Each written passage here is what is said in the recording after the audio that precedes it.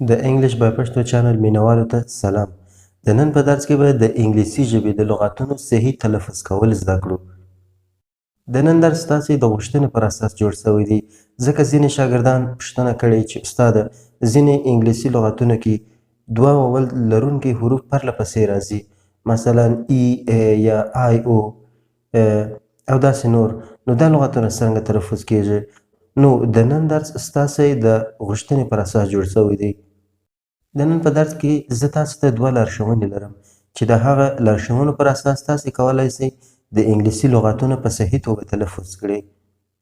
خبره لنډوو، راځو د درس پر لوري.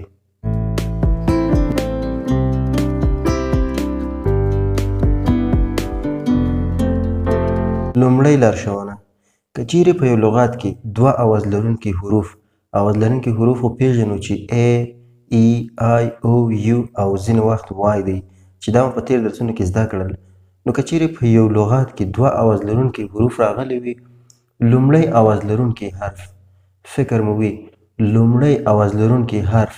خپل د الفبا په شکل اواز ورکوي او دوهم اواز لرونکی حرف یا واول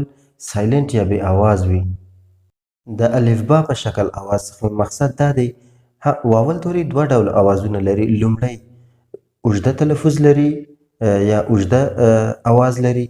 دوهم لنډ اواز لري. اوږده اواز لکه خپل الفبا په شکل واول توري لکه ا، ای، آی، او، یو. دا ګوره ا د الفبا په شکل لکه چې ویل کېږي ا دغه رقم خپله ا اواز لري، لکه آی اواز لري، دا رقم. نو که چیرې په یو لغت کې دوه اواز لرونکي حرف راسي، لومړی اواز لرونکی حرف د الفبا په شکل تلفظ کیږي او دوهم یې سایلنټ وي. اوس راځو مثالونو ته چې ستاسې سر ورباندې خلاص شي. مثلا په دا لغات کې دوه اواز لرونکي حرف راغلی دی ا او ای. لومړی اواز لرونکی حرف په دې خاطر چې دلته دوه اواز لرونکي حرف دی په دا لغات کې، نو لومړی اواز لرونکی حرف خپل د الفبا شکل اواز ورکوي. دلته لومړی اواز لرونکی حرف ا دی، نو دلته په دا لغات کې د ا اواز ورکوي ا او دوهم اواز لرونکی حرف ای دی، نو ای سایلنټ دی. په ډیر ځایونو کې ای د انګلیسي په لغاتونو کې د لغات په پای کې په اخر کې کله چې ای راسي ای سایلنټ دی. نو دلته په دې خاطر چې لومړی حرف مو ا دی او دوهم ای دی، دوه اواز لرونکی حرف لرو، نو ا خپل د الفبا په شکل اواز ورکوي او همدارنګه ای سایلنټ دی. ګوره بیک ا بیک ویل کېږي، بیکي نه ویل کېږي، ای سایلنټ دی. او همدارنګه دا لغات کې هم دوه اواز لرونکي حرف لرو، لومړی ای او دوهم هم ای دی. نو لومړی اواز لرونکی حرف خپل الفبا شکل اواز ورکوي، لکه څرنګه چې په الفبا کې ای ویل کېږي دلته هم د ای اواز ورکوي او دوهم سایلنټ دی. دیسی نه ویل کېږي، دیسی. په دا لغات کې لومړی اواز لرونکی حرف او دی او دوهم ای دی، نو په دې خاطر چې دوه اواز لرونکي حروف راغلی دی، نو لومړی اواز لرونکي حروف لکه څرنګه چې په لارښوونه کې مو وویل لومړی اواز لرونکی حرف خپل د الفبا په شکل اواز ورکوي او دوهم سایلنټ دی. نو دلته او دی، او په الفبا حروف کې او تلفظ کېږي، نو دلته هم او تلفظ کېږي په دا لغات کې. ډرو ډرون ای سایلنټ دی، ډروني نه ویل کېږي، ډروني. ډرون ډرون، نو دا د الفبا په شکل تلفظ کېږي. لکه دا لغات سی دی یو ټي ای، په دا کې هم یو واول یا اواز لرونکی حرف دی او وروسته بیا ای دی. په دې خاطر چې دوه اواز لرونکي حروف لرو، نو لومړی اواز لرونکی حرف مو خپل د الفبا په شکل اواز ورکوي. دا یو دی، نو د یو اواز ورکوي او وروسته ای سایلنټ دی. نو دلته کیوټ کیوټي نه ویل کېږي. نو په تېر درسونو کې مو د سی په باره کې خبرې کړي چې په کوم ځای کې د کاف اواز ورکوي او همدارنګه په کوم ځای کې د سین اواز ورکوي او همدارنګه د کوم حروف سره یو ځای کېږي چې بیا د شین اواز ورکوي. او که چیرې غواړئ دا درس هم زموږ د چینل په ویډیوګانو کې کتلی شئ. بل لغات SAME سیم، دا سیم تلفظ کېږي، سیمي نه ویل کېږي، د ای اواز ورکېږي دلته سیم. بل لغت ډریم ګوره د ای وروسته ای راغلی دی نو لکه څرنګه په لارښوونه کې مو وویل که چیرې دوه اواز لرونکي حرف په یو لغات کې راسي لومړی اواز لرونکي حرف خپل الفبا اواز ورکوي او همدارنګه دوهم اواز لرونکي حرف سایلنټ دی نو دلته اول ای دی وروسته ای دی نو ای تلفظ کیږي مګر ای نه تلفظ کیږي ډریم ډریام نه ویل کیږي ډری ای ډری ډری ډریم او همدارنګه په دا لغات کې دلته هم دوه اواز لرونکي حرف لرو نو ستاسې په نظر دا څنګه تلفظ کیږي لومړی اواز لرونکي حرف خپل د الفبا په شکل اواز ورکوي او دوهم سایلنټ دی نو دلته لومړی اواز لرونکي حرف مو چش دی آی دی آی دلته د آی اواز ورکوي لکه څرنګه په الفبا کې آی ویل کیږي دلته هم د آی اواز ورکوي که چیرې د آی حرف تلفظ مو هېرېږي د آی په سر کې کوچنۍ سترګه ورکړو په انګلیسي ژبه کې آی سترګې ته وایي نو دلته آی اواز ورکوي آی د آی اواز ورکوي آی آیس آیس دلته ای سایلنټ دی آیسی نه ویل کیږي آی دی آیس او همدارنګه دا لغت ستاسې په نظر دا لغت څنګه تلفظ کیږي پی آی ای نو د لارښوونې په اساس نو لومړی اواز لرونکی حرف آی دی وروسته ای دی آی خپل د الفبا په شکل آی اواز ورکوي دوهم ای سایلنټ دی نو دا آی پای پای پای آی پای پای پایي نه ویل کیږي پای ویل کیږي او همدارنګه دا لغت اس او ای پی دلته هم دوه اواز لرونکي حروف دی لومړی او دی وروسته ای دی نو او خپل د الفبا په شکل اواز او ای سایلنټ دی دلته او سو سو او سوپ سوپ سوپ سوپ نه ویل کیږي ای سایلنټ دی سوپ او همدارنګه دا لغت اس یو ای یو دی خپل د الفبا په شکل اواز ورکوي یو سو سو سوي نه ویل کیږي دوهم لارښوونه که چیرې په یو لغات کې یو اواز لرونکی حرف وي نو هغه لغات څنګه تلفظ کیږي ښه متوجه سئ که چیرې په یو لغات کې یو اواز لرونکی حرف وي نو هغه اواز لرونکی حرف د الفبا په شکل اواز نه ورکوي لکه په الفبا کې چې ای اواز ورکوي دلته ای نه که آی اواز ورکوي آی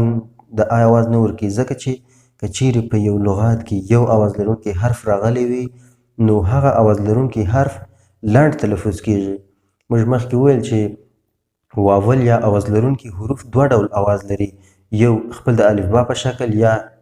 لانګ ساوند ورته ویل اوږده اواز لري لکه الفبا په شکل دوهم شارټ ساوند لنډ اواز لري چې هغه بیا د الفبا په شکل نه تلفظ کیږي لنډ اواز لري چې اوس راځو مثالونو ته سر مو ورباندې خلاص شي په دا لغات کې دلته یو اواز لرونکی حرف لرو هغه ای دی نو دا چې یو اواز لرونکی حرف لرو د الفبا په شکل اواز نه ورکوي بلکې لنډ اواز لري لنډ واول اواز لري نو د الفبا په شکل اواز ای دی په الفبا کې ای تلفظ کیږي خو دلته په دا لغات کې د ای اواز نه ورکوي لنډ اواز لري نو لنډ اواز ا دی ا ای اوږده اواز دی لنډ اواز دی نو دلته هیډ نه ویل کیږي هیډ هډ ویل کیږي هډ هډ هیډ نه ویل کیږي په دې خاطر چې یو اواز لرونکی حرف دی حد حد دوهم لغت دا لغت بی ای ډي دلته یو اواز لرونکی حرف لرو هغه هم ای دی نو ای د الفبا په شکل اواز ای دی او لنډ اواز ب نو دلته ای نه ویل کیږي بیډ ای بیډ بیډ نه ویل کیږي ځکه ای دا اوږده اواز دی لنډ اواز ویل کیږي بد بد بد بیډ نه ویل کیږي بیډ که مو ویل غلط دی په دا لغات کې اچ آی ام دلته یو اواز لرونکی حرف لرو د آی د الفبا شکل اواز مخکې مو ویل آی دی آی او لنډ اواز یې نو دلته لنډ اواز ورکوي ځکه یو اواز لرونکی حرف راغلی دی نو دلته آی اواز نه ورکوي چې وایو آی هایم هایم I told him give me a pen هایم نه دی لنډ اواز هم هم هم هم HOT په دا لغات کې یو اواز لرونکی حرف لرو او اواز لرونکی حرف دی نو دلته